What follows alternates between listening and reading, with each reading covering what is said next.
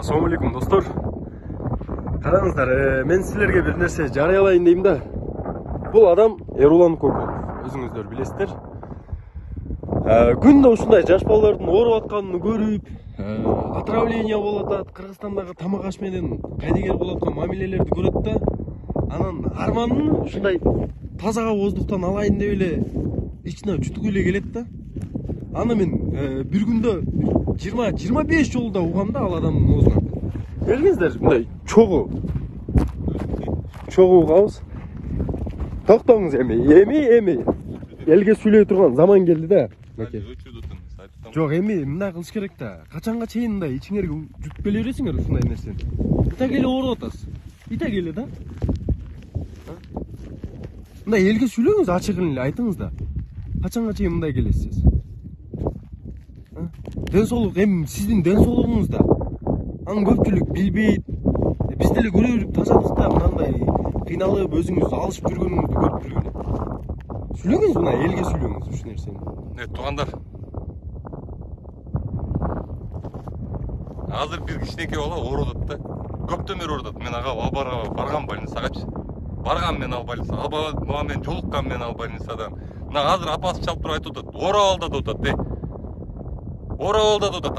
Аны бүткөндөн кийин эле эрте сразу эле ал бүткөндөн кийин Империя пиццадан отравление болгон балдардын сүрөттөрүн, видеолорун жөнөтүп атат. Мага мен адаммын да. Али.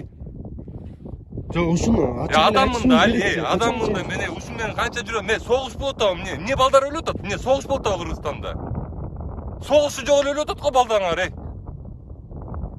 канча болот ушул, Айтса партияң мындай, сен тигиндейсиң, ана мындай. Мен эмне кылдым эле силер мага ишенбегенде? Эмне кылып койдум эле мен силер мага ишенбей ушинтип сүйлөгөндөчү? Жүрөк өрүттей, вообще ушундай кантип болсун дейт. Согуш жок өлүп атат го балдарыңар, Эмнеге башкаларга түшкөндө ойлоносуңар ушундай нерселерди? Газовый баллон жарылат дедим, Али. Жарылат дедим газовый баллон. Бир ай жүрдүм артыңардан, 3 бала каза болуп калды газовый баллон жарылган. Отравление болосуңар дедим.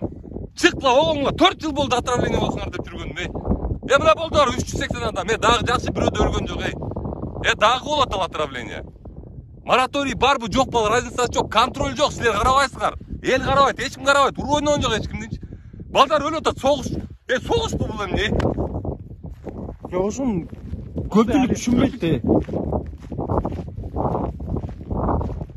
Мына достор, ушундай да.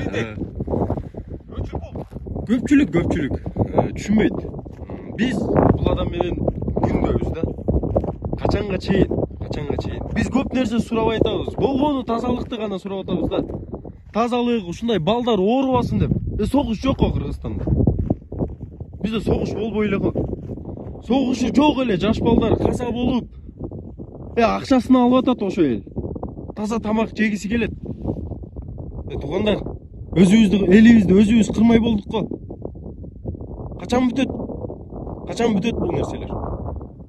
Жок дегенде өзүбүздүн бала чакабыз үчүн кайгырып коелучу. Рахмат баарыңыздарга.